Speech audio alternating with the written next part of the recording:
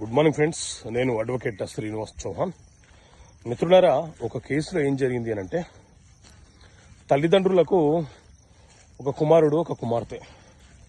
తల్లిదండ్రులు ఇద్దరు కూడా వీరు చిన్న వయసులో ఉన్నప్పుడే చనిపోయారు. కుమారుడు ఏం చేశాడంటే, చాలా కష్టపడి తన చెల్లెల్ని చదివించి తన చెల్లెలు మ్యారేజ్ చేసినాడు. కొన్ని రోజుల తర్వాత చెల్లెలు ఏం చేసింది అని అంటే, అన్నయ్య మీద పార్టీషన్ సూట్ కేసు ఫైల్ చేసింది.